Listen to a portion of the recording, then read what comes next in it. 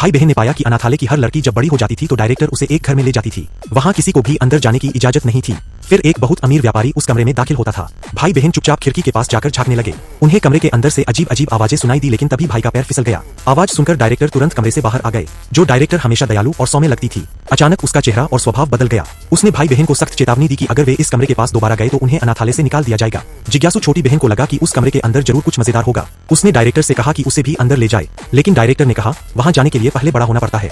इसके बाद से वह जल्दी बड़ा होने का सपना देखने लगी। लड़की के 18वें जन्मदिन पर वह खुद को रोक नहीं पाई और डायरेक्टर के पास जाकर बोली कि अब उसे उस घर में ले चला जाए। लेकिन भाई ने उसे रोक लिया, क्योंकि उससे पहले जितनी बड़ी बहनें उस घर में गई थी वे कभी वापस नहीं आई और उस घर में रोज कई आदमी आते जाते थे। भाई को कुछ गड़बड़ लगी। इसी बात पर भाई बहन में झगड़ा हो गया। तभी डायरेक्टर वहां आ गई। उसके पीछे एक बहुत सुंदर लड़की चल रही थी। डायरेक्टर उस सुंदर लड़की को लेकर उसी घर के अंदर चली गई। भाई बहन ने फिर से खिड़की से झांका। अंदर का माहौल बहुत आलीशान था। बहन ने देखा कि वह अमीर व्यापारी उस लड़की को महंगा गहना दे रहा है।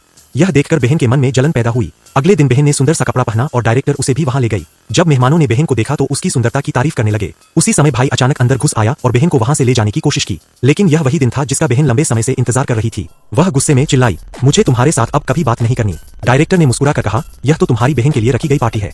फिर उसने भाई से कहा कि वह जाकर एक बोतल शराब ले आई। भाई ने उसकी बात पर भरोसा कर लिया और बाहर चला गया। लेकिन जब वह वापस लौटा तो वहां कोई नहीं था। तभी कमरे के अंदर से अजीब सी चीख सुनाई दी। भाई का पूरा शरीर कांप उठा।